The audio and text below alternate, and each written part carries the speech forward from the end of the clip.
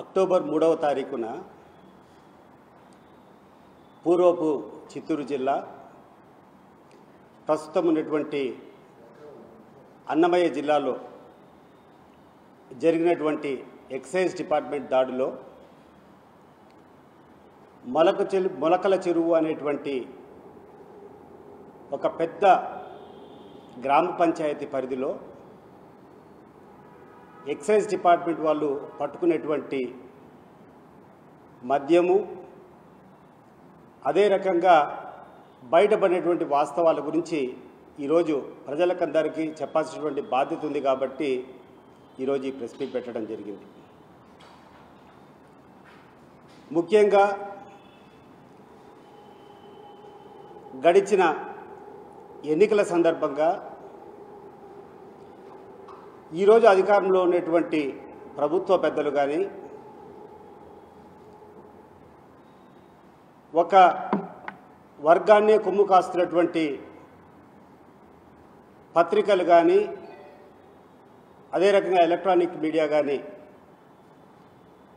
వాళ్ళ యొక్క నిజ స్వరూపాలు బయటపెట్టడానికి కోసమే ఈరోజు ఈ యొక్క ప్రెస్ మీట్ పెట్టడం. ఎన్నికల ముందు ఆంధ్ర రాష్ట్రంలో చాలా పెద్ద ఎత్తున అవకతవకలు జరుగుతున్నాయి. మద్యంలో చాలా పెద్ద కుంభకోణాలు జరుగుతున్నాయనేటువంటి ప్రధాన శీర్షికలు ఆ రోజు ప్రజల్లోకి తీసుకొని పోవడం జరిగింది.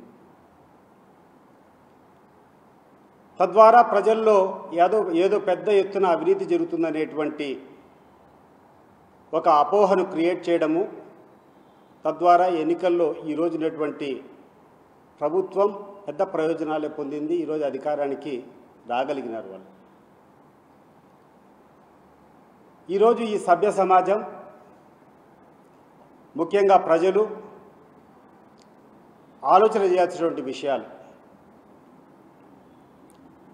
అక్టోబర్ 3వ తారీఖున మొలకల చెరువు అనేటువంటి గ్రామం ఒక పెద్ద గ్రామం, అంటే ఆల్మోస్ట్ ఒక మున్సిపాలిటీ రేంజ్ ఉన్నటువంటి గ్రామం, ఒక పెద్ద పట్టణం ఆనుకొని ఒక నేషనల్ హైవే పైన ఈ యొక్క అనంతపురం నుంచి తిరుపతికి వెళ్ళేటువంటి హైవే, అది నేషనల్ హైవే.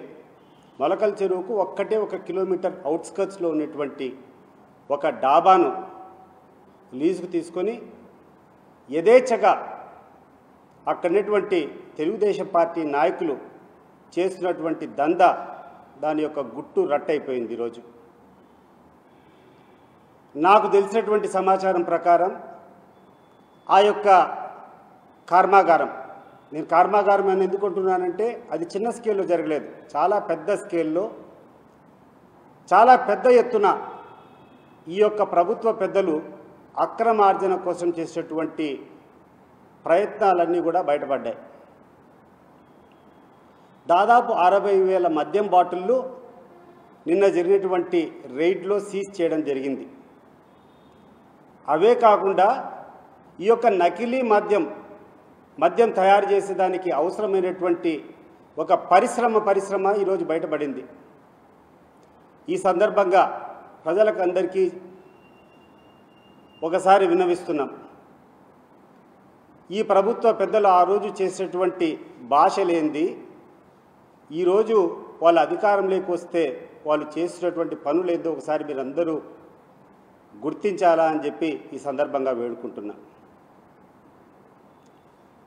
ఎన్నికల ప్రచార సమయంలో ఈరోజు ఉన్నటువంటి ముఖ్యమంత్రి చంద్రబాబు నాయుడు గారు ఎక్కడికి పోయినా కూడా అనేక సందర్భాల్లో అనేక సభల్లో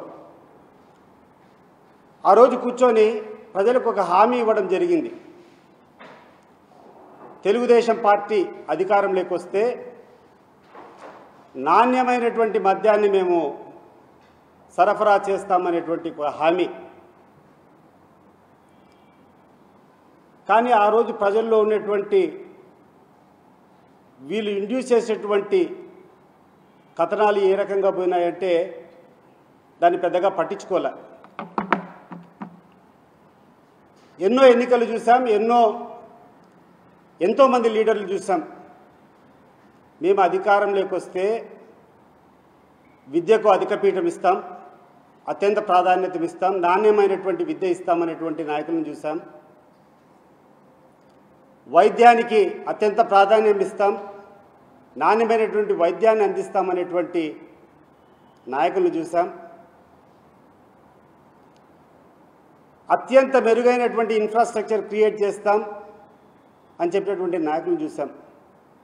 కానీ మొట్టమొదటిసారి ఆంధ్ర రాష్ట్రం అంతా సిగ్గుపడాల్సినటువంటి విషయం ఏంటంటే ఎన్నికల సమయంలో కూర్చొని నాణ్యమైనటువంటి మద్యాన్ని మేము ఇస్తామని చెప్పినటువంటి ఏకైక వ్యక్తి ఎవరైనా ఈ భారతదేశ రాజకీయాల్లో ఉండారంటే అది చంద్రబాబు నాయుడు గారు కాక ఇంకెవరైనా ఉన్నారా? ఒకసారి ప్రజలందరినీ కూడా ఆలోచన చేయమని చెప్పి నేను కోరుకుంటున్నాను.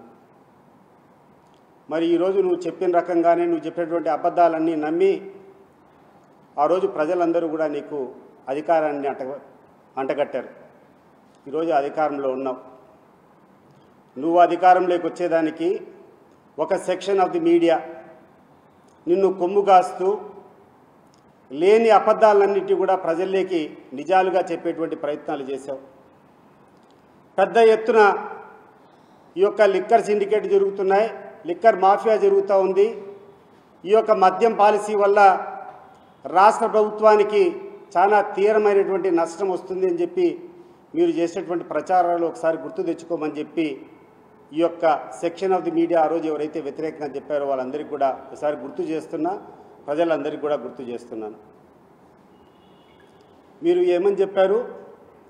3,500 కోట్ల కుంభకోణం గడిచిన ప్రభుత్వంలో జగన్మోహన్ రెడ్డి గారు ముఖ్యమంత్రిగా ఉండేటప్పుడు జరిగింది అని చెప్పి మీరు విష ప్రచారం చేశారు. నేను అడుగుతున్నాను ఈ సెక్షన్ ఆఫ్ ది మీడియాకు, ఈరోజు అధికారంలో ఉన్నటువంటి ప్రభుత్వాన్ని, అయ్యా 3,500 కోట్ల కుంభకోణం జరిగిందని పెద్ద హడావిడి చేసి ఈరోజు అనేక మందిని అరెస్ట్ చేశారు. ముఖ్యమంత్రి కార్యాలయంలో ఉన్నటువంటి ఒక ప్రిన్సిపల్ సెక్రటరీ హోదాలో ఉన్నటువంటి వ్యక్తి ధనంజయ రెడ్డి గారిని అరెస్ట్ చేశారు. ముఖ్యమంత్రి కార్యాలయంలో ఓఎస్డీగా ఉన్నటువంటి కృష్ణమోహన్ లాంటి ఒక నిజాయితీపరమైన అధికారిని మీరు అరెస్ట్ చేయడం జరిగింది. ముఖ్యంగా ఒక మెంబర్ ఆఫ్ పార్లమెంట్ మిథున్ రెడ్డిని అరెస్ట్ చేయడం జరిగింది. 4 నెలలు 5 నెలలు జైల్లో పెట్టారు వీళ్ళందరినీ కూడా. వీళ్ళ బెయిల్ కోసం పిటిషన్లు చేస్తే అనేక సందర్భంలో కూర్చొని మీరు ఇంకా ఇన్వెస్టిగేషన్ జరుగుతూ ఉంది, ఈ ఇన్వెస్టిగేషన్లో అనేక విషయాలు బయటికి రావాల్సిందని చెప్పి వాళ్లకు బెయిల్ ఇవ్వద్దని చెప్పి మీరు కోరినటువంటి విషయాన్ని ఒకసారి గుర్తు చేస్తున్నా.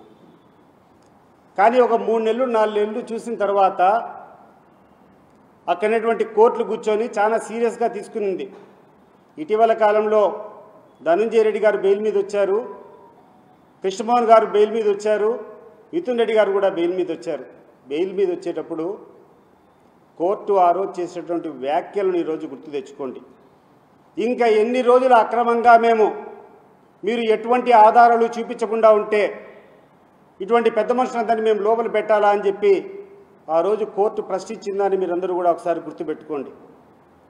మీరు మీ యొక్క అధికారం ఉందని చెప్పి అధికార దుర్వినియోగం చేసి తప్పుడు కేసులు పెట్టి 4-5 నెలల పాటు మంచి అధికారులను కూడా లోపల పెట్టారు. లోపల పెట్టి ఏం తేల్చారు అని చెప్పి నేను ఈ సందర్భంగా ఈరోజు ఉన్నటువంటి అధికార పార్టీని నేను అడుగుతున్నా.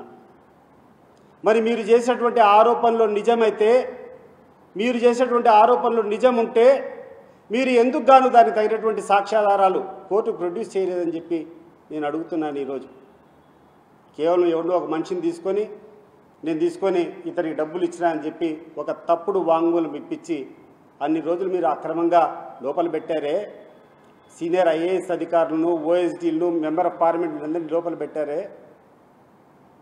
ఈరోజు మొలకల్చర్లో బయటపడినటువంటి ఈ యొక్క లిక్కర్ స్కామ్ గురించి మీరు ఏం మాట్లాడతారు, మీ జవాబు ఏంది అని చెప్పి ఈ సందర్భంగా నేను అడుగుతున్నా. మామూలుగా పొట్టకూడు జరగడం కష్టమైనటువంటి వాళ్ళు నాటుసారా గాంచుకొని జీవనం సాగించే వాళ్ళు కొంతమంది ఉంటారు. కానీ ఆ నాటుసారా కాల్చుకోవాలంటే అది ఎంత ఇబ్బందికరంగా ఉంటుందో, అధికారులతో ఎంత ఇబ్బంది ఉంటుందో అని తెలిసి ఎక్కడో కొండ ప్రాంతానికి ఒక 20 లీటర్ల సారాయి కాంచాలంటే ఎక్కడో కొండలు గుంటలు ఎక్కడికెక్కడో దాగిపోయి ఎక్కడో లోతట్టు ప్రాంతంలోకి పోయి ఆ 20 లీటర్ల సారా కాంచుకునేటువంటి పరిస్థితులు మేము చూసాం. కానీ ఈరోజు అడుగుతున్న ఈ ప్రభుత్వాన్ని ఇంత పెద్ద ఎత్తున ప్రతిరోజు 30,000 క్వార్టర్ బాటిల్ను మ్యానుఫ్యాక్చర్ చేయగలిగినటువంటి ఒక యూనిట్ ఒక పెద్ద గ్రామం నడిబొడ్డున కూర్చొని జరుగుతూ ఉంటే, ఒక హైవే పక్కన ఒక డాబాలో కూర్చొని జరుగుతూ ఉంటే, మీ యొక్క లాలూచీ లేకుండా, మీ యొక్క ఆశీర్వాదాలు లేకుండా, మీ యొక్క మద్దతు లేకుండా ఇది జరిగేదానికి అవకాశం ఉందా? అధికారులు కాదు నేను ముఖ్యంగా అడిగేది, ప్రజలను ఒకసారి ఆలోచన చేయమని చెప్పి కోరుకుంటున్నాను. ఒక చిన్న సారా బట్టి పెట్టాలంటే ఎక్కడో అడవుల్లో పోయి కాంచుకుంటారు, ఎందుకంటే అధికారులు వస్తారు, దాడి చేస్తారు, మేము ఇబ్బందులు పడతామనేటువంటి ఉద్దేశంలో ఒక నాటుసారా 20 లీటర్ల నాటుసారా కాంచాలంటే అడవుల్లో పోయేటువంటి పరిస్థితులు ఈరోజు ఉంటే, ఒక పెద్ద మండల్ హెడ్ క్వార్టర్స్, ఆల్మోస్ట్ అది ఒక కాన్స్టిట్యున్సీకి హెడ్ క్వార్టర్స్ లాంటి ఒక ఊరు మొలకల చెరువు అనేటువంటిది నేషనల్ హైవే మీద, right on the national highway కూర్చొని ఒక పెద్ద ఇండస్ట్రీనే ఈరోజు పెట్టారు అంటే, ఈరోజు ఈ ప్రభుత్వంలో ఉన్నటువంటి పెద్దల ఆశీర్వాదాలు లేకుండా, వాళ్ళ హస్తం లేకుండా ఇది జరిగేదానికి అవకాశం ఉందా అని చెప్పి నేను ఈరోజు ప్రజలందరినీ కూడా ఆలోచన చేయమని చెప్పి కోరుకుంటున్నాను. నాణ్యమైనటువంటి మద్యం పేరుతో ఈరోజు ఏ బ్రాండ్ కావాలంటే ఆ బ్రాండ్, రోజుకు 30,000 బాటిల్స్ వీళ్ళు తయారు చేస్తారు. ఈ బాటిల్స్కి వీళ్ళకి ఏ బ్రాండ్ కావాలంటే వాళ్ళకి ఆ బ్రాండ్, బ్యాక్ పైపర్ కావాలంటే బ్యాక్ పైపరు, మ్యాక్డోవల్ కావాలంటే మ్యాక్డోవల్, లేకుండా అంటే ఏదైతే నాణ్యమైన బ్రాండ్ ఉంటుందో ఆ బ్రాండ్ వేయడము, దీన్ని తీసుకొని బ్రాందీ షాపులకు పంపించడము, బెల్ట్ షాపులకు పంపించడము. ఇది కాదా ఈరోజు, ఈ గుట్టే కదా ఈరోజు రట్టయిపోయింది.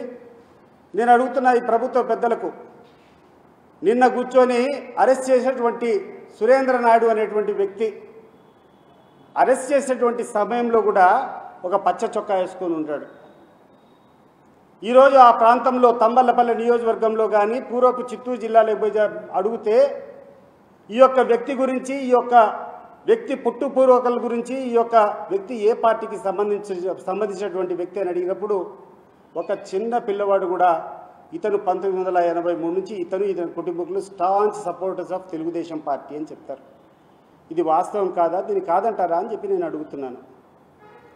మరి ఒక తెలుగుదేశం పార్టీ లీడర్ కూర్చొని ఒక పట్టణంలో కూర్చొని ఇంత పెద్ద ఎత్తున మద్యం పెడతా ఉంటే ఆ యొక్క సురేంద్ర నాయుడు, ఆ నాయుడుకు ఏ నాయుడుకు డబ్బులు ఇస్తా అంటే, ఏ నాయుడుకు ముడుపులు ఇస్తూ ఉంటే ఈ కార్యక్రమం జరుగుతూ ఉంటే సమాధానం చెప్పాల్సినటువంటి అవసరం ఈరోజు ఈ ప్రభుత్వం మీద ఉంది.